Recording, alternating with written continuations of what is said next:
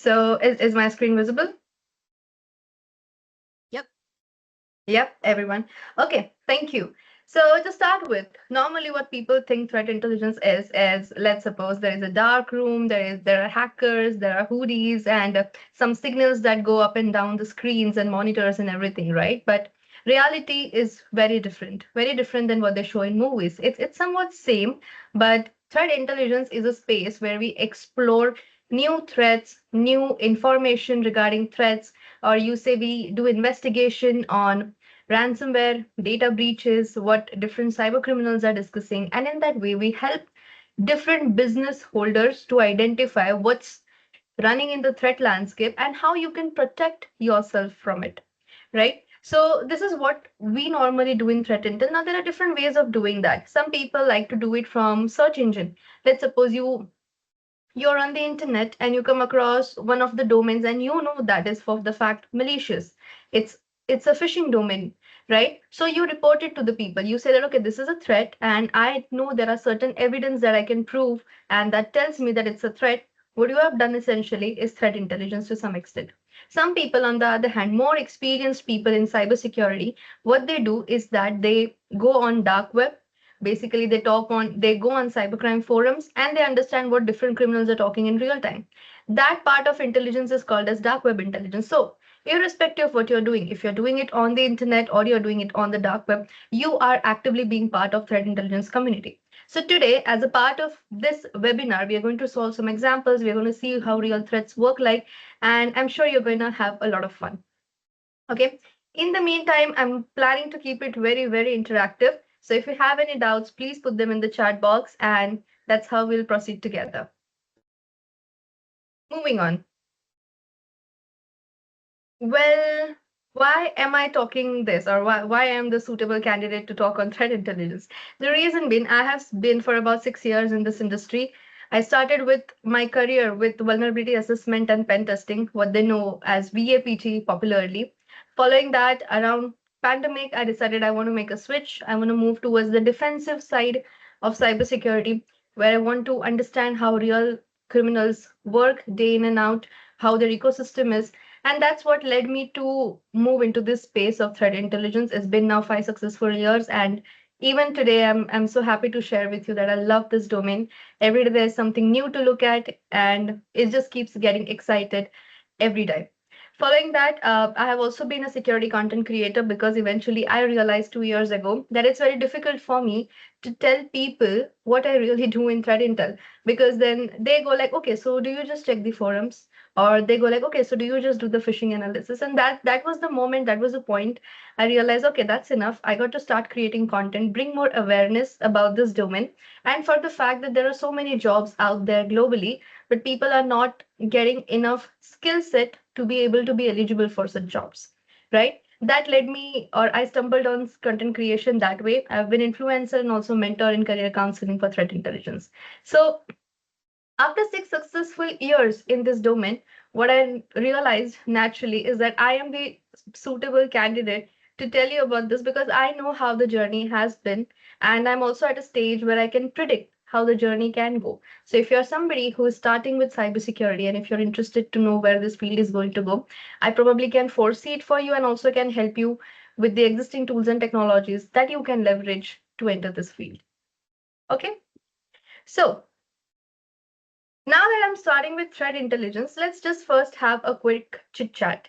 Can you tell me what do you understand by threat intelligence, or have you even heard that word before? Any maybe in your syllabus or maybe anywhere? Is that something that you've come across? No? Okay.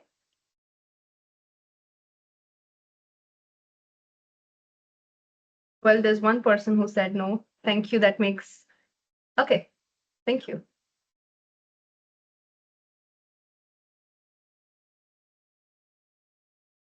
No, no, okay. We got two no's. That's a good start, definitely.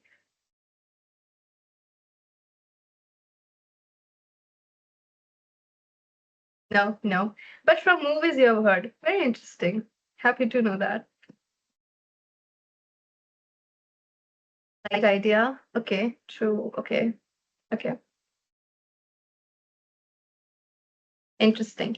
So what we will do is that we are going to do a quick story time so that I will make it easier for you to understand what threat intelligence is. For that, I need to again share my screen. And please excuse me, I have not been very hands-on with Meet, so I'm gonna take some time here. So let's talk about threat intel. Okay. What I normally do is I actually prefer starting with notes and everything. So it just becomes easier. If you want these notes later on, I'll just coordinate with her and I'm going to share it with you. So to begin with, I'm just going to put the date so I'll remember what we have discussed. And now let's do a story time quickly. Okay. Let's suppose there's this beautiful village, any village that you can think of. In that village, there's this huge building, a very huge building, and on the inside that building, on the second floor, I'm gonna type notes for you. Okay, second floor in a village, in a huge or in a big building, there's this wealthy man living there.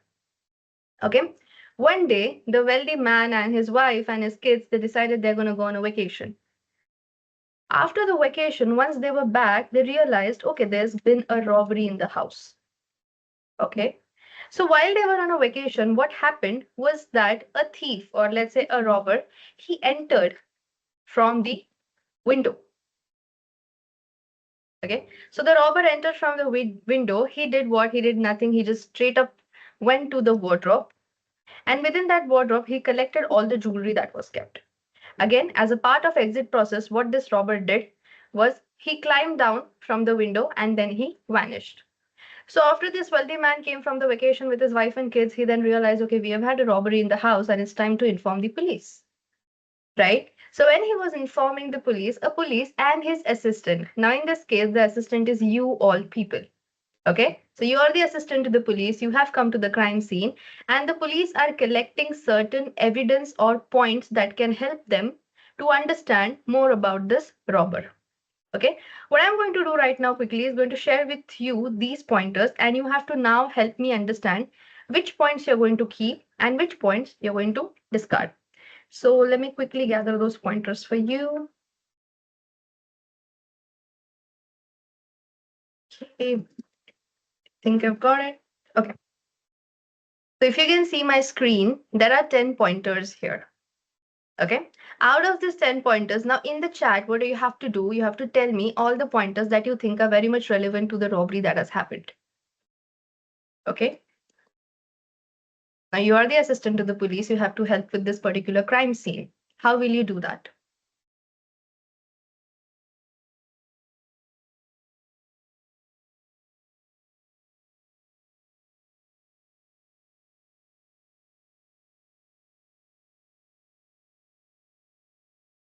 Look at the footprint. Okay, so let's do one thing. You just give me the number that Rishika, I think number one, two, three are important for the crime and rest we can discard. So you can just give me the number. That's fine. Nine. Okay. And you can have multiple points. Okay. Disclaimer. Six is important. Okay. Three. Okay.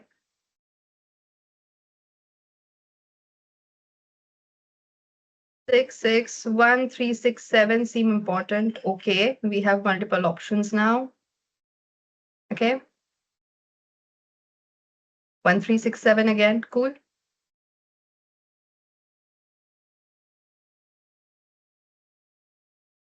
So with respect to what people have mentioned, one, I'm going to put a Y, for example, yes, maybe not. Again, yes, yes, and seventh, yes. Anything else? Anything else that we would might want to consider?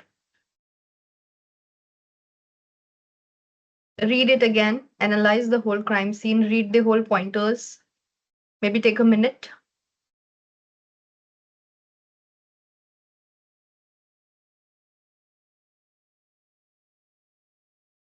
Eight. Okay, someone said eight. It's new.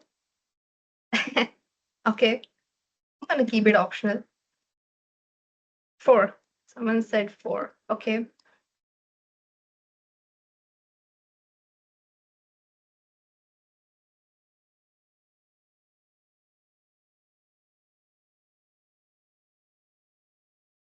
Okay. So, why essentially the story time was important for you to understand is that when you are working in threat intelligence, you're going to come across multiple alerts regarding a crime or regarding a threat, right? And as you can see in this case, not all alerts are important. But again, that's the next problem. Current problem is we want to have some idea so that the police basically can profile this robber, okay, or this criminal in that case. So what we understood is that first point is important. Thief walks in through the door, which we know is a lie. Thief has come from window. Okay. House is on second floor, again important. House has CCTV and thief leaves some fingerprint. Now, from this example, what I really understand is that the thief should be a well-built person, right? He may not have any physical problems because he was able to climb this window very easily. Okay. Somebody said house has a metal showcase is important or wooden TV set. Now I'll tell you why this is important is that this man was wealthy. So that means the man could, like the thief or the robber could basically take anything that he wants from the house, but he did not take anything else other than the jewelry. Now that's also a very important point for us. Okay. With the help of CCTV, we would be able to identify the gender of this robber. And lastly, with the footprints, we will be able to narrow down to a very specific set of people who match the same size of the footprint as this robber, right? So, all in all of your assumptions that you have tried to do is very correct, or you were very close of identifying this. Now, in this case, after all of these data sets and everything were collected, what this robber is, or what the police are going to do essentially, is that they are going to create a profile of this robber. In that profile, they're going to include that, okay, we have some idea about this robber. The robber looks like a well built person. He's a man of significant height and built, so and so. He has no physical deformities and he is not looking to steal anything else but only your jewelry. So, if you are somebody who's planning to go on a vacation, what you have to do is basically secure your jewelry in a proper condition so that it does not get stolen. And no matter which floor you are living on, the man is well built and he is able to climb up the window. So make sure even the windows are closed properly, right? And then they give you footprint, and with the help of the footprint, you can narrow down to one single person who might have committed robbery. And after all of this report is created, what the police is going to do is they are going to send out this alert all across the village saying that we have now identified a new criminal, and this criminal is involved in so and so activities, uses so and so methods, and this is what you need to be aware about. Now, consider this same example, but from a perspective of cybercrime. So we just take all of the crime, but happening in the digital space. What happens here in this case? Let's suppose a company has a lot of data stored on their server. Now there is some vulnerability. For example, the similar to the window, this server is not safeguarded properly. So what happens? Cyber criminals get an opportunity to enter that server, take all the data, and escape, similar to how the robber escaped from the second floor through the window. And then the entire process begins. The only difference is because here it was a physical crime, we were all focused on footprints and CCTV. When it's a digital crime, what we collect is evidence of crime or indicators of compromise, what we call as IOCs, right? And again, like assistant to the police, you're here to collect all the good pointers, discard the bad pointers, or what we call as noise in threat intelligence. And based on that, you could basically connect all the dots and you create a very comprehensive report regarding a cybercrime. Okay. Now, a part of us also tries to predict when the crime can happen. So if you now know that there is this robber or there is this cyber criminal who is known to exploit so and so vulnerability on so and so server, you will blast out an alert saying if you are using this particular server, if there is a particular vulnerability, that is how you're going to patch this vulnerability so that this cyber criminal will not be able to take advantage of it and steal your data, right? So what you're doing, you're trying to make everybody aware and you're going to basically predict that this cyber criminal might target so and so companies next based on the history of activity of this criminal, right?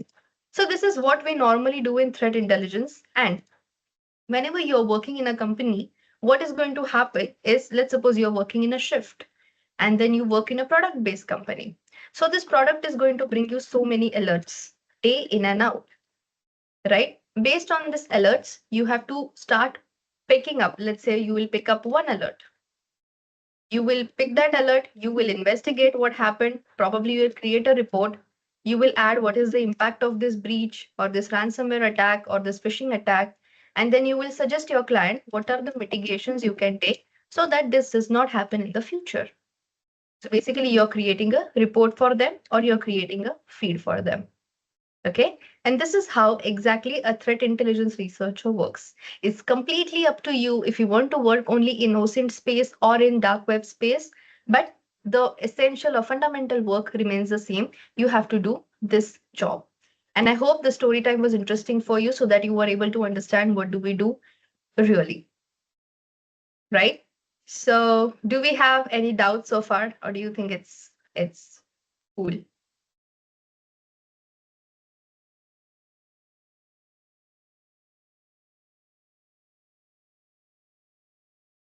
Okay. Any doubts? No doubts? We good? Yep, we're Hello. all good. Okay, cool, cool. I would like to emphasize that actually point four, it's quite important because it was caused by an insider. Because who knows, maybe the person, he will know the house very well, and he knows that they actually keep all those kind of luxury stuff or maybe jewelries inside the boxes. So that's why they just have a plan that to just steal all this. So I think that it is quite crucial because insider is also a threat within our organizations. Yeah. Yes, that's true. Thank you. Okay. Okay, now for the next part. Again, I have to share my screen. Please bear with me. Okay, so what I did was started with content creation again, and I'm gonna come back to it because people normally assume what do we do day in and out? Other than that, getting alerts and then working on those alerts and doing investigations, what is something that we really do? So this is what people normally assumed. But this is also what we do, right? Sometimes we are reading telegram messages, sometimes we are dissecting a malware into two parts to see how it really works or what kind of damage it can cause to an organization. Sometimes we also read memes because we are humans and we do like to have some things that could just take our brain off from threats. And yes, sometimes cyber criminals also do jokes and you got to just play along just so we could understand what their next move can be. But more than all of this, what really threat intelligence is, and I'm going to give you some two, three examples from LinkedIn. So we are going to check the jobs as well. So what you will essentially understand that when you are applying for a threat intelligence job, they are not going to ask you specifically to be perfect in this tool or that technology, right? Are you good at psychology? For example, if I tell you right now, okay, and if I just give you an example, that there is this email address called as abc@gmail.com. Okay. And I'll tell you, get me all the information about this email address as fast as you can, right? Maybe person A will use some methods, person B will use another methods. And similarly, person C will have their own other set of tools. The point is, who will get this information fastest?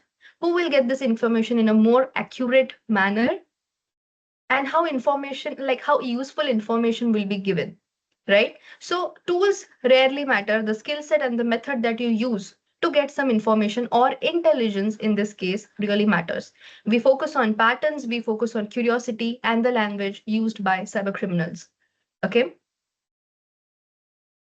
moving on. Okay. Now, if you think this is interesting, if we are going to also solve a couple of examples, so don't worry about that. But if you think this field sounds interesting, you would love to research more on cyber criminals, how they operate day in and out, and then get probably thousands of types of threat alerts in a day, where every threat will be a new example. These are some skill sets that you need to have. Okay, like I've mentioned before, but then we'll officially go through them through slides. Okay, first and foremost, let me correct this myth for you. You do not need to be a hacker. If you have some knowledge, that's well and good. Okay, and I'm going to prove this theory by showing you certain jobs from LinkedIn again, that you do not need to be a hacker. You do not need to have certifications as such to enter into this field.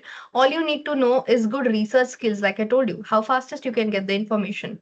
This is equally important as much as your tech stack is. So you can know 1,000 tools in intelligence, and I'll be very honest when I'm saying that there are just so many tools and you cannot master every tool in cybersecurity. Something is going to get left off, right? But do you know, if I give you a problem statement, in that problem statement, can you bring me fastest information by combining 4 or 5 tools together? I think that's enough for you to begin with. Can you do good storytelling? Like, if I have to explain your threat intelligence, I have my example, a jewelry thief, right? But if I ask you to explain me intelligence, how will you do that, right? Everything needs to be connected to a story, or maybe just give some examples, because you know what threat is, you know what threat intelligence is, but maybe the person who's reading your report might not be as technical, right? Can you break down complex threats for them? This matters. And really, nobody cares about your degree if you can think critically and act fast. And I'm serious about this. We have had so many people, like I have had a chance to meet so many people across my career who maybe were from an English literature background, still working in threat intelligence, right? So all that matters is think critically and act fast to be a threat intel analyst. Okay. And also, what is needed, all the tools and everything, I'm going to share that with you. So let's move on to the next one. Okay. Top tools you can learn or start today without a job or a degree to be able to be eligible for understanding threat intel. Okay. I'm still not saying about jobs, but yeah, understand threat intelligence with this tool. So if you want, please take a screenshot or maybe note it down somewhere. Okay.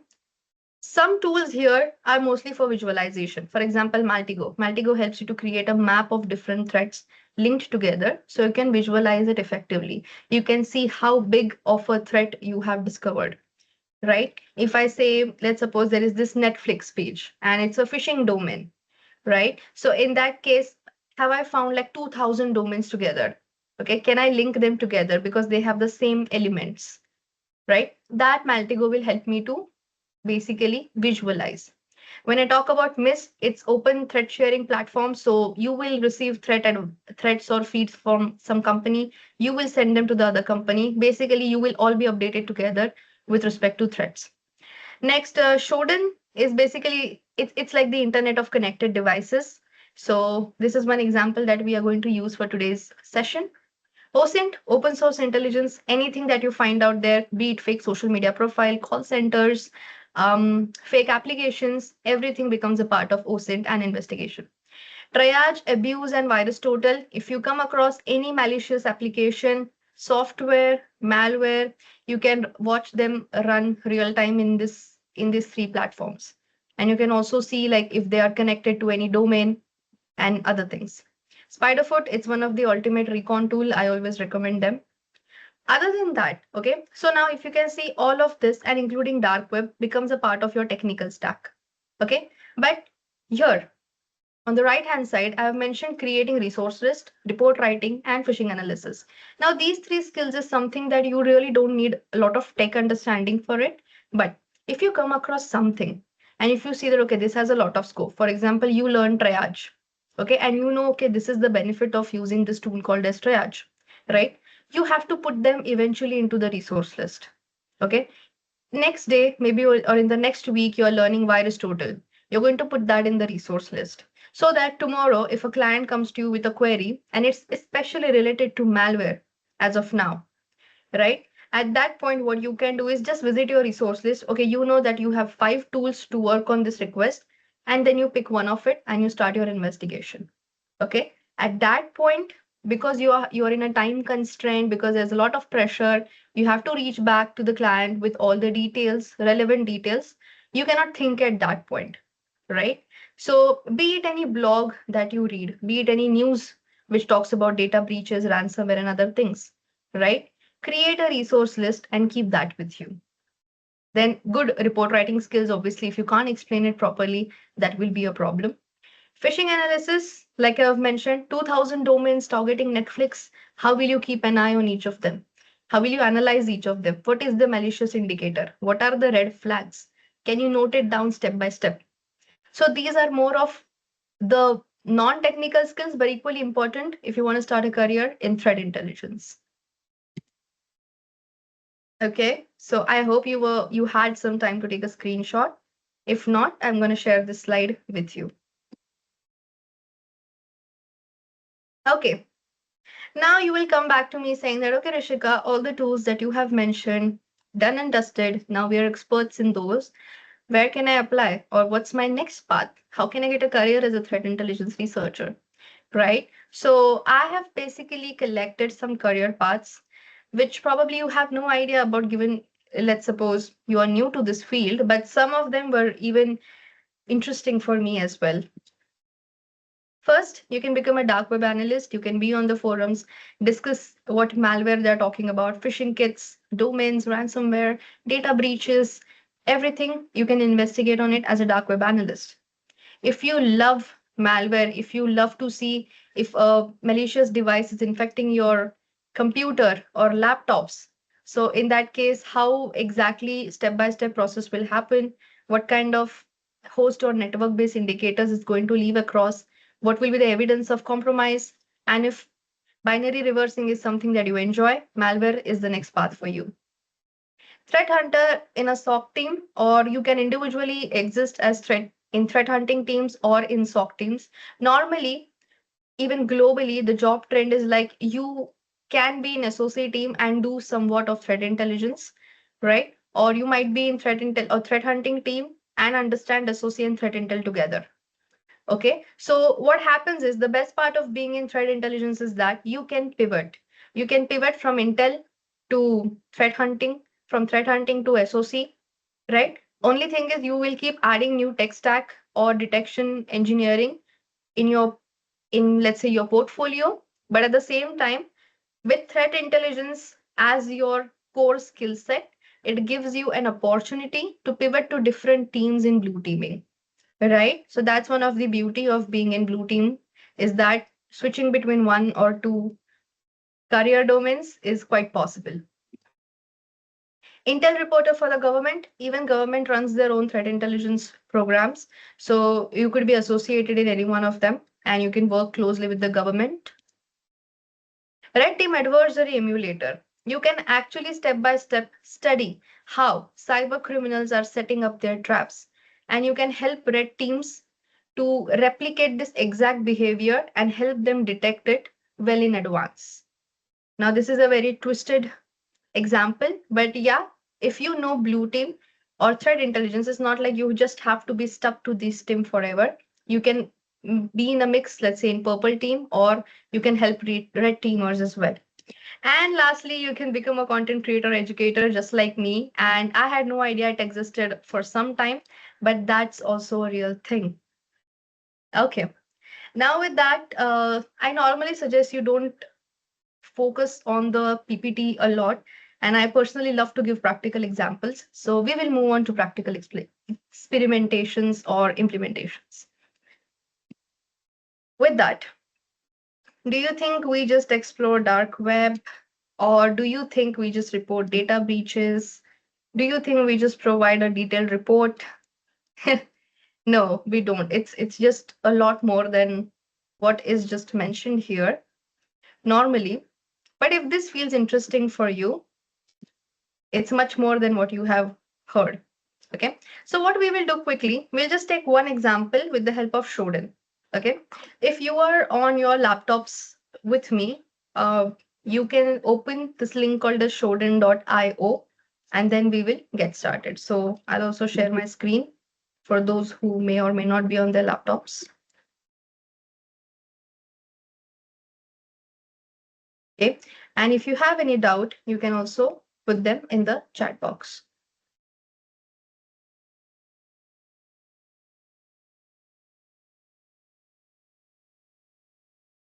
Okay. So you will normally be required to log in into your Shodan account to get the results. So if you can quickly log in, that will be great. I will give you a minute or two to do this experiment.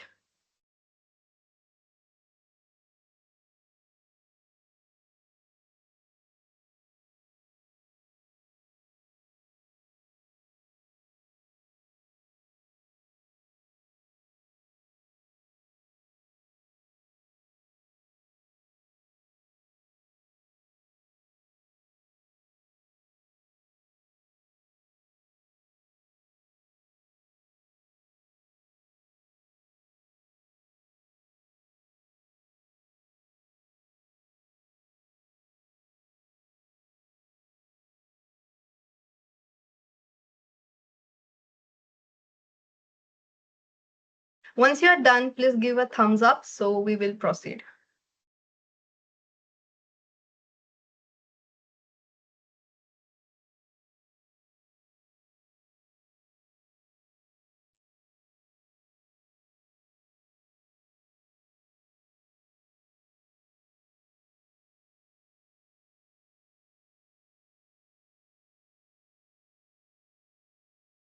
Okay. I think 1 more minute till everybody sets it up.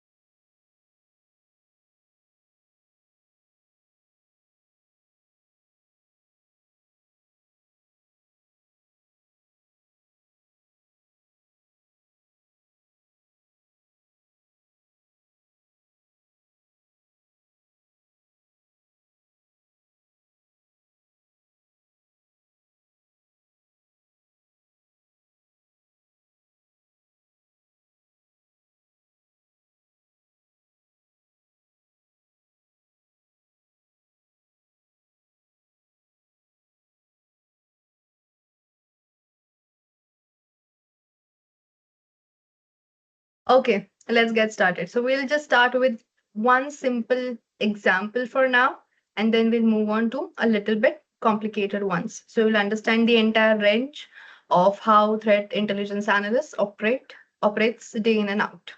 Okay, so yep, I think we were here, and I think you can see my screen. So one simple query we are going to put is ransomware. It's already here, so I'm going to just press enter. Okay.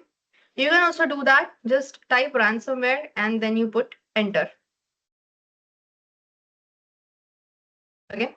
Once I'm here, I'm just going to reset. Yep. Once I'm here, what I'm going to see as a scroll below is different kinds of ransom notes that are present. Okay. So we will take this one example as of now, and then we'll take this other example.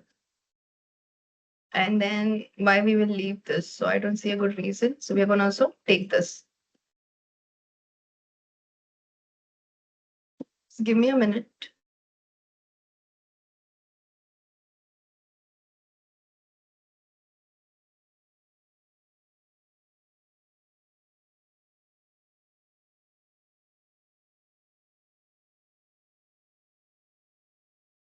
All right. Now that we are here, what I'm going to do is probably just share this, or maybe I think you've opened the same result. And if you don't, then it's fine. You can simply check this ransom note. Okay. Now that you are reading this ransom note, what you are understanding, like if I were to ask you as compared to the robbery crime, can you tell me if this is a crime, like this is a cyber crime, what are the pointers that you will collect for this crime?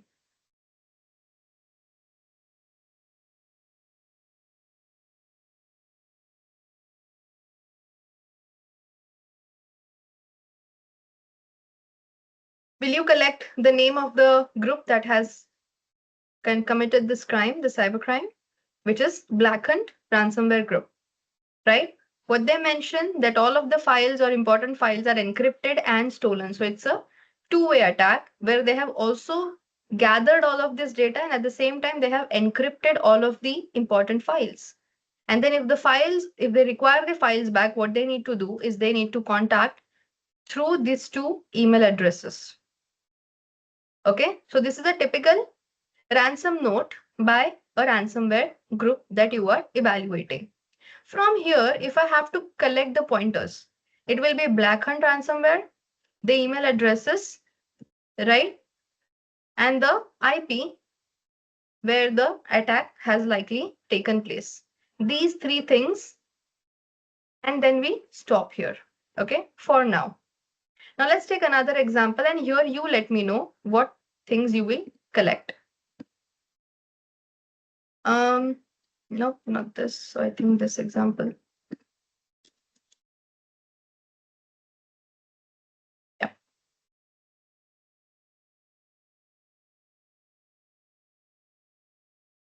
Okay. This. Let us see here if we are getting any. Oh, if you see, this is a long ransom note. So how about I just paste it in our chat here? You can open it at your end, and if from here you can tell me what kind of threats you're observing. Let me just share it. And these are all, by the way, real-time examples. I have not planned it in advance. It's because I like to keep things as natural as I can. So even this is something new for me.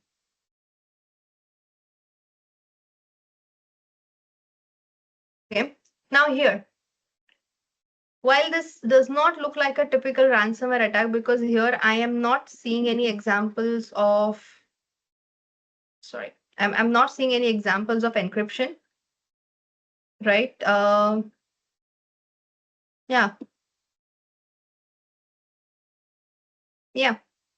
So this is not a ransomware attack. So I think let's just skip this. We'll go to the next one. My bad.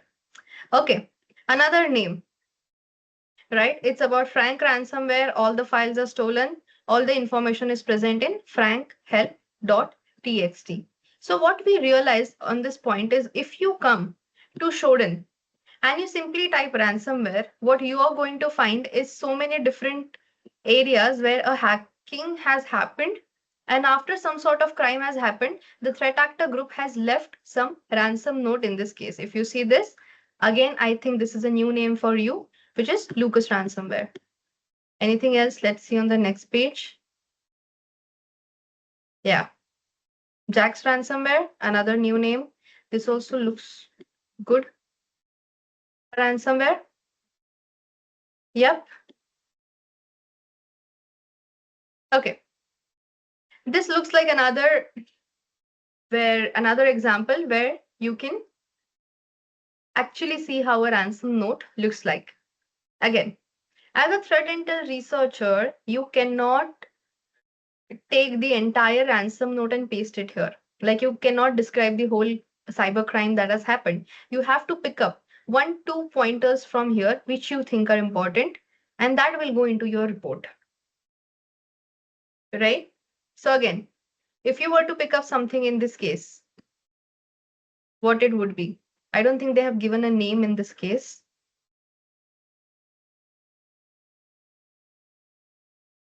But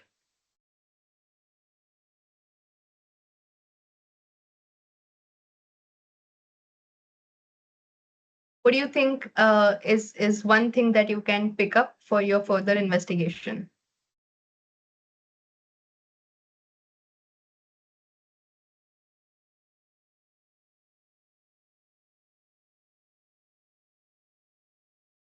Do you think it's the key that's mentioned? Email address, great pointers. Now you're thinking like an analyst, and it makes me very proud. Email address is something you will pick. Correct. Second thing.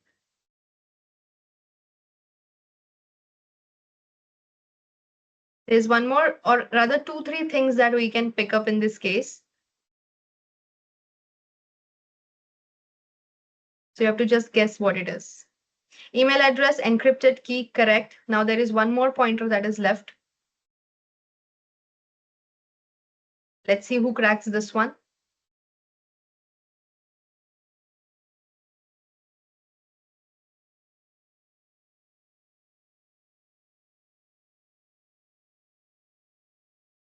Yes, considerable, but not more important. File limit, yes, somebody is thinking in a great direction.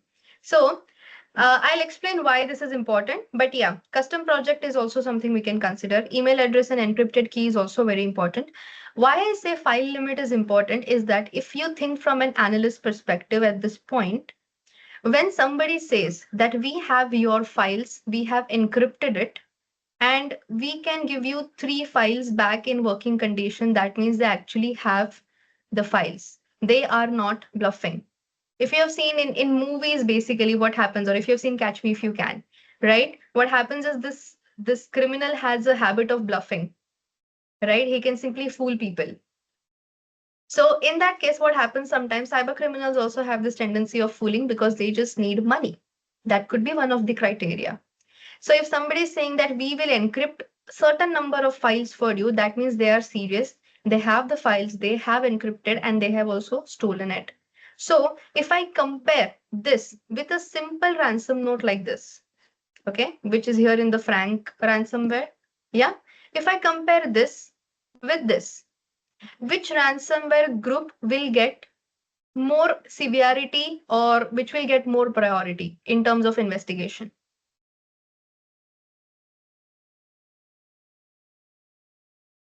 Which group it will be?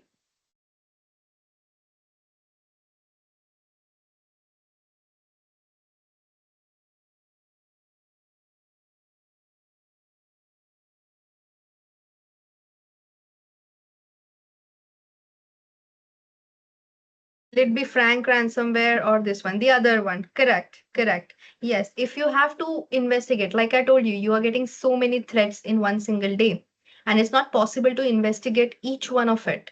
So if you have to give a priority, it will be this one as compared to the next one.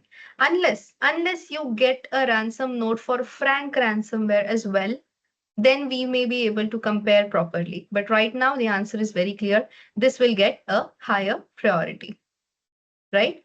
So at this point, we are not even really on any kind of dark web, but we are still understanding what ransomware is, how to visualize how a ransom note looks like, what an actual attack that has happened in real time will look like, right?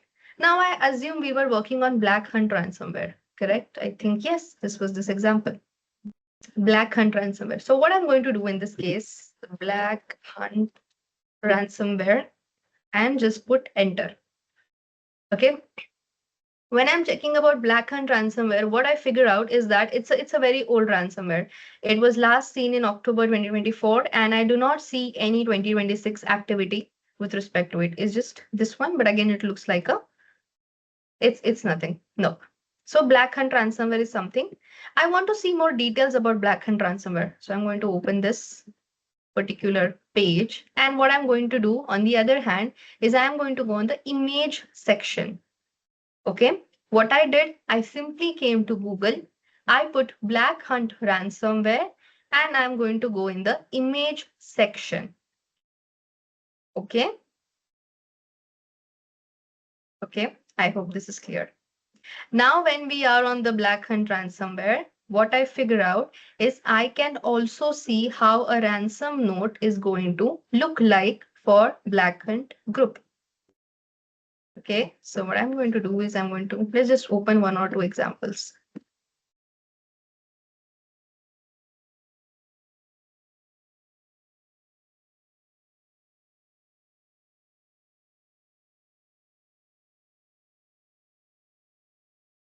We don't need it. Black Hunt 2.0. Okay, can we see a ransom note? Okay, this is the one. This is the only one. Yep, you see. Now, if somebody actually opens a ransom note, other than the example that we have seen on Shodan, it's going to look something like this, right? You may take one minute to read this, so as you will understand how it looks like. And remember, we have still not seen examples from dark web yet. Yeah. Do you think this is cool? This is something you would like to investigate in the future?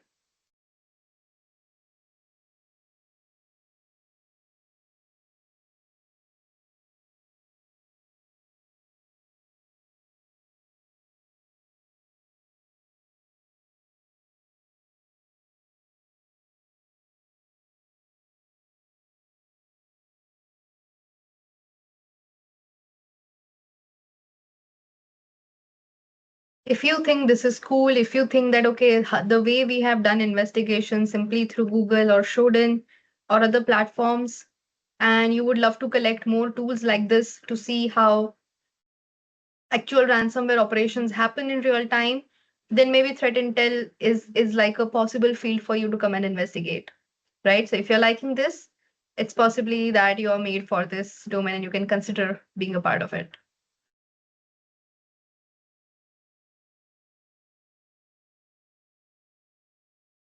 Okay, I hope you have read this, right? And I think I can move on to the next example if you want. Have you read this? Just give me a thumbs up. Yep. Okay, thank you. Thank you. Okay, so this is about ransomware, but then you will come back to me and you will be like, Rishika, is threat intelligence everything about ransomware? And I'm going to say no, it's not. It's just so much more than ransomware operations only. But then this is one of the examples which I like to show because it's not very simple and it's not very difficult either. It's a balance of actual how your one day being a threat intel analyst will look like over the time, right? But let's take one simple example. We are going to go to this website called as OpenFish. Okay. If you come to OpenFish, you will find out that this website is essentially about phishing intelligence, right? So they are mostly focused on OSINT. Ransomware and activities also take part in dark web. So if that part interests you, you can be in that part. If OSINT interests you, you can be in this part with me. Okay. If you are on the OpenFish with me, you can click on phishing feeds. Okay. And here, what do we get is a 12-hour frequency updated list of phishing domains that were discovered very, very recently. Okay. So I'm going to just click on this option, free. Okay. And once I open this, I realize that, okay, these many phishing domains were realized or registered in the last 12 hours. Okay. It's just quite a huge list of everything. Okay. Now that I am here, okay, now that I am here, and I think you can also be here, I can share this with you. You can open it at your end. Can you list me some companies whose obvious phishing instance you can observe? Do not open any link here, okay? But just from the observation or from the first glance, can you tell me which companies were targeted? Yeah, the Amazon one, you can see the Amazon one Amazon. is very weird with Yes, clone guy yes, username. yes, correct. Someone says Facebook as well. That's correct. Roblox. Yep. Yep. Let's make a list. Let's find out all the companies, or at least top five, six companies that you can see.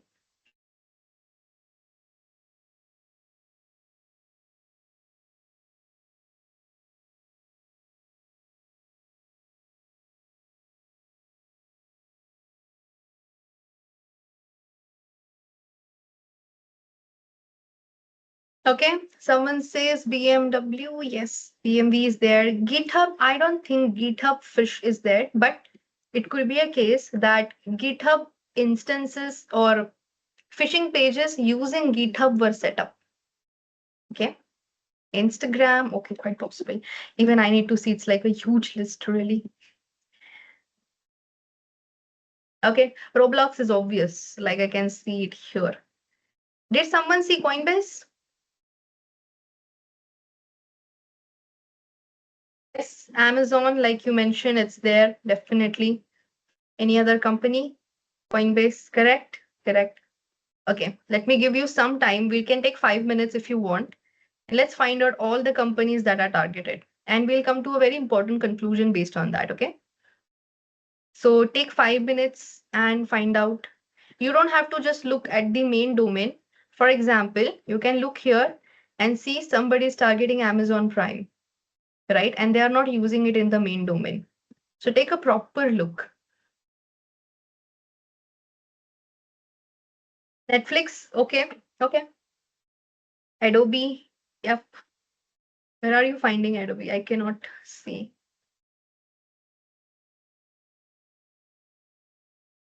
But good if you're able to observe it. There will be some typo squat attempts as well. For example, in case of Facebook, there will be an obvious spelling mistake. So you can also consider those examples.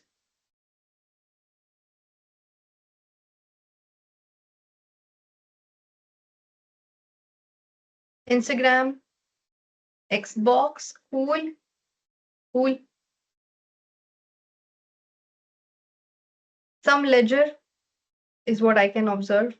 So something associated with your crypto wallets. Anything else which is like Excel, FB ads.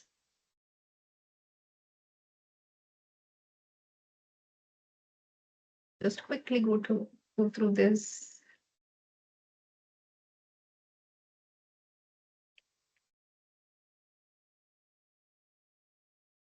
I think this has to do something with Gemini login.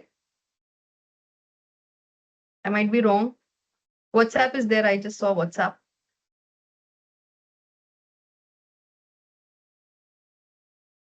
Google login. Good observation. Great. Netflix is obvious. You can see.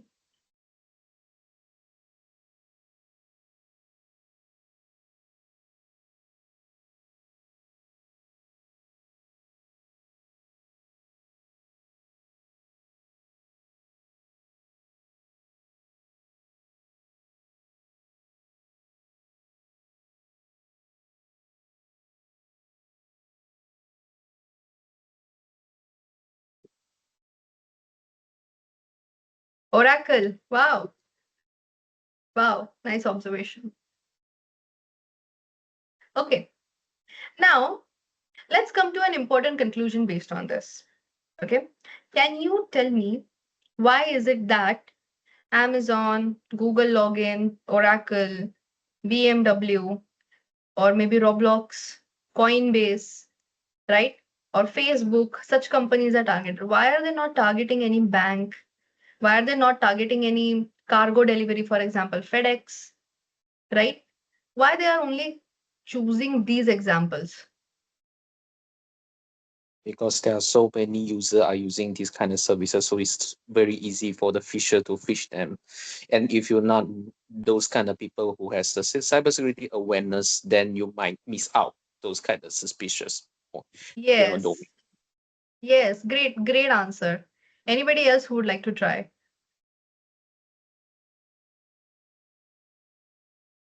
I hope my question was clear. I mean, here we could also have seen examples of, let's say, Bank of America, Citibank, FedEx, right? Why only Amazon, right? Oh, we saw one bank, right? But as compared to one, we have so many for Roblox, right? So why is that the case? Can you think like an analyst? We have one answer already and it's pretty accurate. Can you think of any other answer? The company might not focusing on more, company might not, they can get more credential, user age, okay, might not focusing more on security rather than bank, okay, okay. Bank have high security, good examples, good answer. Great. People are pretty smart. I must say that. Okay. All of your answers are correct, especially the one which was the first answer. The reason is they have a high user base. Netflix will have a high user base. And if you also consider the answer given by Elise, if I'm pronouncing it correctly, the user age matters. If you see people like us, we are technically aware. It's very less likely that we will see a domain, directly click on it and enter our credentials. What we do normally is that rather we'll use an app, right? So we know that it's a correct place where our credentials are going, right?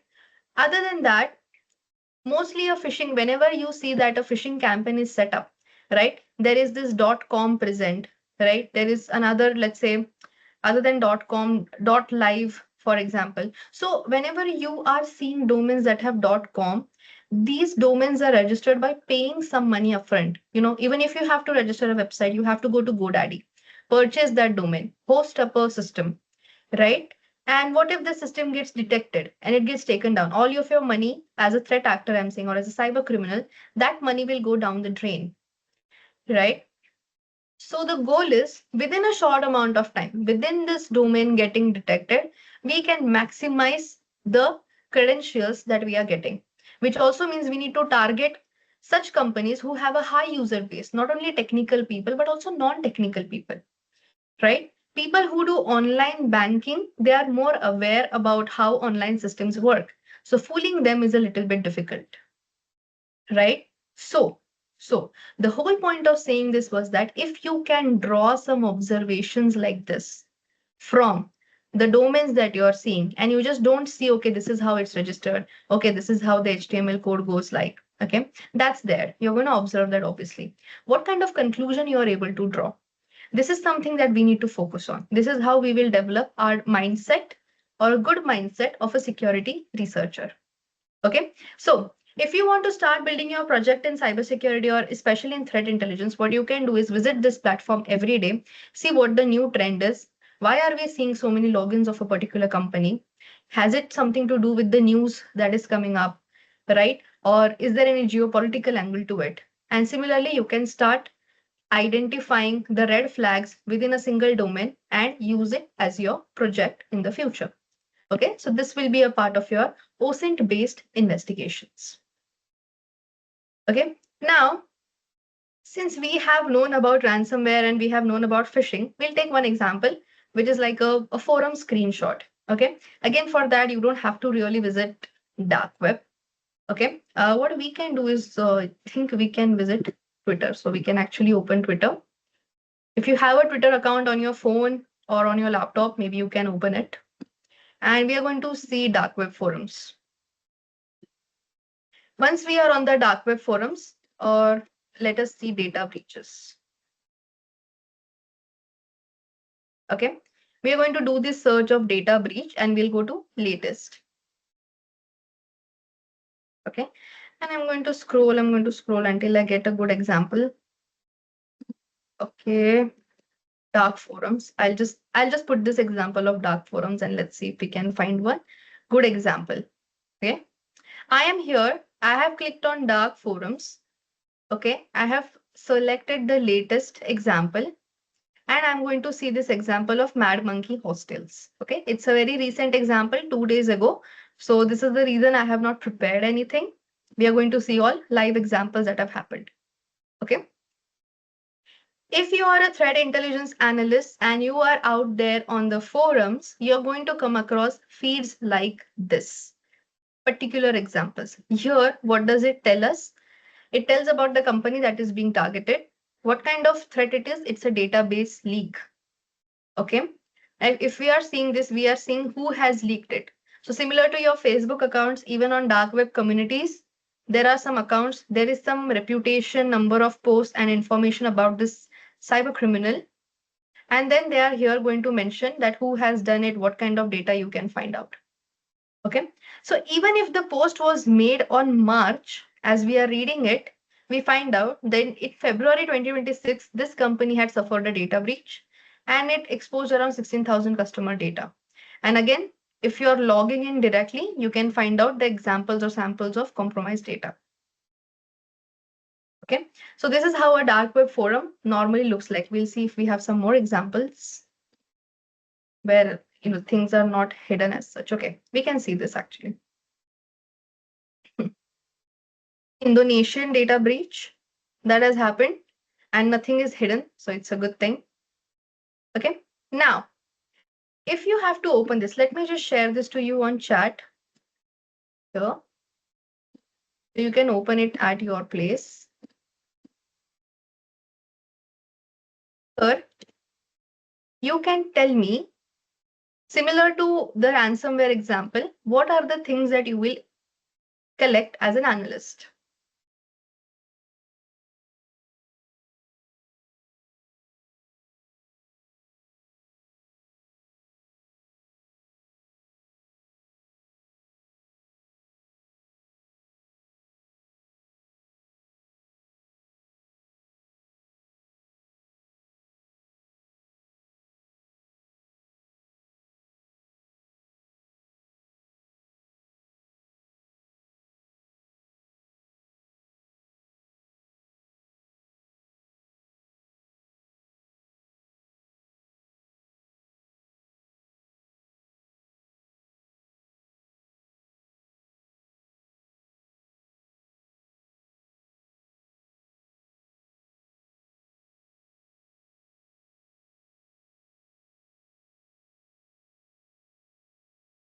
SQLi vulnerability, correct, correct. That means whatever this website is of this university, it has a SQLi vulnerability. And did the threat actor stop or the criminal stopped at that point? He also did a method 2 or a step 2 to acquire the database.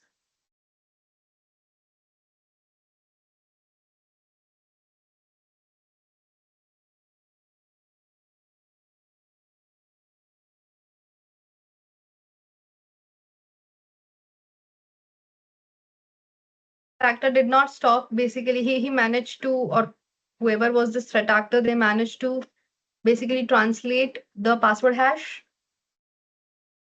right? Okay, can you answer me one simple thing? Did this SQLi vulnerability exist on the main domain or one of the subdomains? Main domain. Any But other answer? I feel like the user maybe they able to get an admin account and then penetrate inside there, and maybe the weak encryption also might cause the malicious actor able to decrypt the password hash. Yeah. Okay, so hashes cannot be decrypted. Encryption results to decryption. Hashing is a one-way encryption of data which you cannot reverse it. So that's why most of the passwords are these days hashed. You need to find a similar hash to that password so as to understand what the password was. So you cannot. Okay, but that is the next part. The first part is as it is clearly mentioned in the screenshot, it was a subdomain. Okay. Now, if I were to inform my client, if I have to take the notes as an analyst of threat intel, I'm going to talk about, okay, who was targeted, what was targeted, who targeted it, when did it occur, where did it occur, which is dark forums, and how did it exactly happen. And we also have answer for the same. And sample database is for observation on the forum. Okay. So if you think you are enjoying this, I've tried to show you examples of all possible ways. A ransomware, how it looks like when it's real time under attack or after attack, especially, right? How to find out different ransom nodes to understand what is the demand of a cyber criminal group, right? How you can investigate on phishing and how you can observe dark web screenshots without actually having to visit it. Now, what happens after this? You will come back to me and be like, Rishika, okay, we have observed all of this. Now we know where to find things, but what do we do from here? Right? So, normally, what you do is that you create a report for your client, or you create a feed or just a small summary of what we have observed, and then you move on to the next thread and then to the next thread. Similarly, this process will continue, but every day, like I mentioned, one day you will be researching on a ransomware, one day on phishing, one day on data breach, or maybe in one single day, you will go through all these three together. Okay, I'm just trying to give you more examples of how your day to day life as an intelligence analyst, if you take up that as a career, will look like. Okay, now with this, I hope you enjoyed this part. I hope you love discovering what new kinds of threats are, how data breach actually looks like in real time. Okay. So if this is something that you have enjoyed, we'll move on to our presentation part. Thank you. Thank you so much. It means a lot. So let me share my screen again for presentation. Okay. So one of the important things that we need to understand is that real threats do not emerge in the news. So if you read something in news or if you have read something on Twitter, for example, the threat has already happened at least 24 hours ago, right? So if I must give you examples without having to visit dark web, you can actually check it on Pastebin's Telegram and Discord channels that discuss about threat intelligence, GitHub where somebody must have pushed something, a malicious code, or exposed some sort of data, and leak data marketplaces. Again, these screenshots you can acquire from places like Telegram or let's say from Twitter. Okay. Yeah, this is one way how you can just start monitoring what's happening out there on the dark web and other places. Okay. So I think we have done this part. We are going to hunt using queries. So we tried doing a like ransomware examples. This was the part where I was going to see this, but this was the step one, which I have covered. The next part is you have to keep practicing it to be able to have hands-on on whatever we have learned so far. Just don't stop practicing it. Okay, I'll just have to move because we have done these examples. I was not expecting. Okay, now we have this huge problem of understanding what to do first, right? Should we do projects first or should we be somebody who are doing certifications first? So let me clear this doubt once and for all. As somebody who has appeared for interviews of threat intelligence and have also taken interviews of different candidates who want to enter this domain, I can tell you one thing for sure, that everything matters. But if I have to give you like a priority list, so your project will matter to me first, then your certifications, and then if you have any past experience where I can ask you questions, right? Project is something that will tell me that, okay, you have actually worked on phishing if you're taking a scam domain investigation, right? And if you're writing short weekend reports, or let's say reports every weekend, what you can do in this case is just push it to a GitHub profile and you can start collecting all of your reports at one place. You can simply share that with your recruiter or your technical manager. And you can be like, okay, this is what I have worked on. Can you also explain it properly? It would be cherry on top, right? Only certifications or only projects will never be enough because we are in the advancing era of artificial intelligence, and obviously a lot of competition is increasing in terms of jobs, right? So if you were to start today or tomorrow, what you can do is every week take one tool, or every 2 weeks take one tool, be master at it, and then pick one domain, for example, phishing domain for investigation. Try to find it with that tool or link it with that tool. Prepare a short report and then you store it in your GitHub. For the next 2 weeks, you can pick up another tool, do the same, link it with some phishing domain, and you can push it to your GitHub. Eventually, all the tools and different scam campaigns targeting different companies will be under your portfolio, and that's how you will complete certain small projects in threat intelligence. Okay. Then we'll also talk about certifications. So just give me like 1 minute. Most important part, obviously, we also need to discuss salaries when we are talking about threat intel. So these are some Malaysian numbers that I was able to pick up. If you are into entry level, if you are into senior level, and if you're into management roles, the salaries would look something like this. Okay. Now it completely depends how much exposure you have had to intelligence, how many projects you have under your radar, and lastly, how much skills or how much situations you can solve if somebody is asking a question. Normally, in threat intelligence, what happens is all of your questions will be situation based.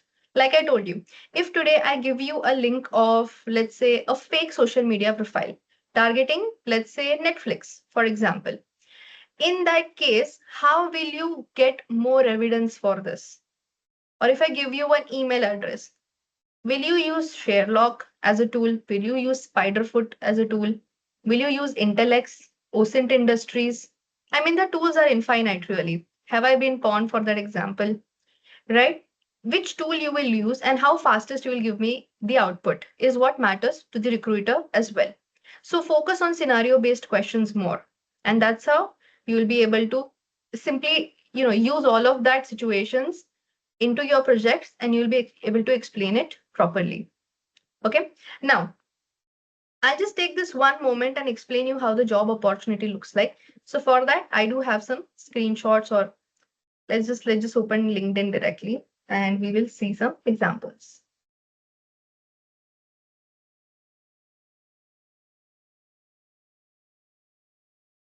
Yep, yep.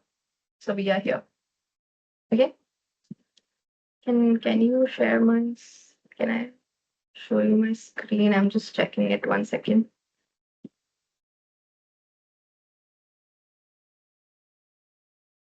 Okay. Is my screen visible to you? I'm basically sharing my LinkedIn. No, we don't see your No? screen right now. Yeah. Okay.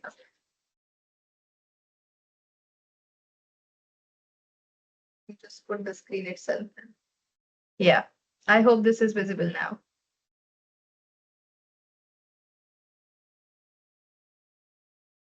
Okay. So if you are seeing this page on LinkedIn, I have some examples. I was discussing it with a friend today. So if you see, this is for threat intel analyst, but it's an India-based job, but it's remote at the same time. Okay. And one of the best parts of threat intel is you can do it remotely also. Okay. Now here, just check this. Okay. Just check the requirements at this point. Do you see anything which is technical? Do you see anything that requires some sort of tool, some sort of, a set of tools or something? I don't see it. I see some frameworks.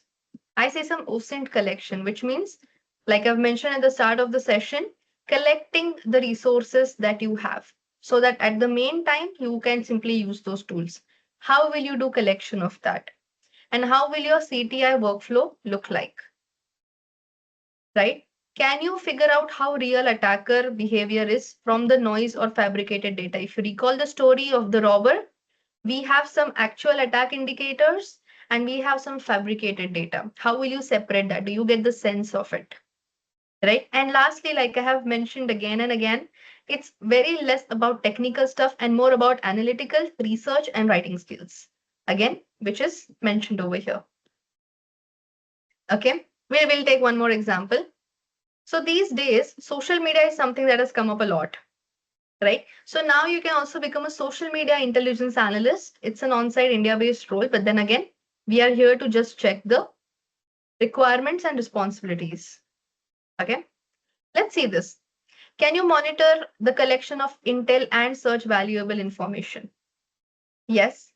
Can you investigate incidents with publicly available information? Like we went on Twitter, if you remember, that's publicly available, right? And can you investigate it if you get actual context around it, right? Can you compose well written reports?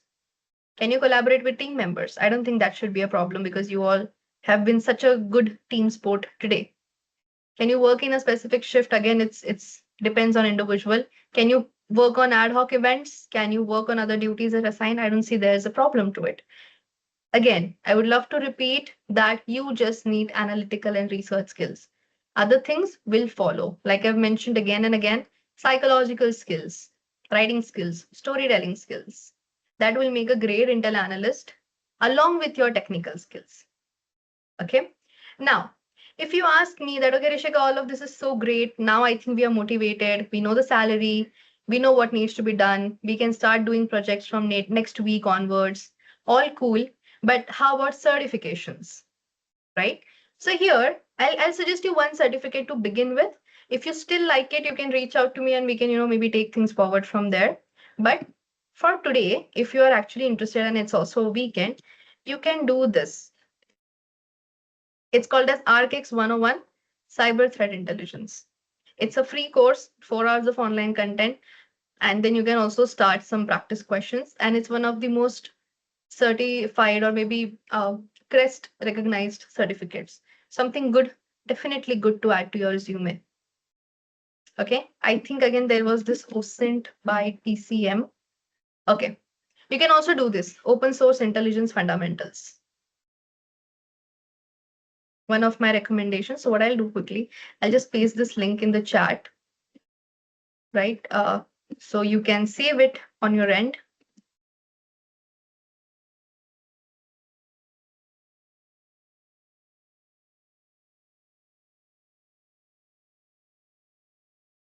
One more, I think, course is there's something that I can recall. Wait, OSINT security.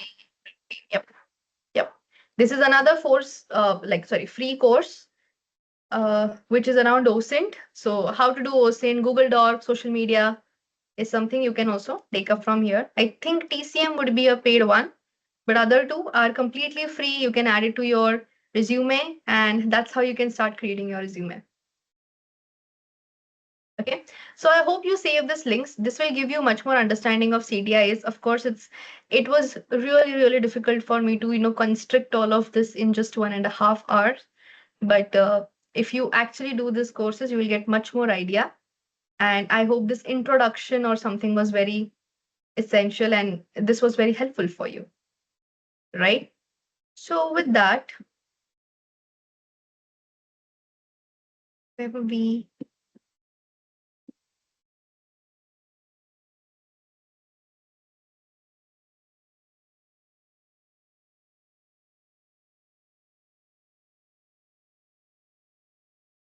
Okay, so with that, I think I hope you can see the slide again, and we are done. If you have any questions, you have access to my email and Instagram or LinkedIn as well. You can find me with the same name, and I'll be open to take any questions if you have. All right. Thank you, Ms. Rishika. So right now we're gonna open the Q&A session. So if you have any questions, please feel free to drop them in the chat box right now.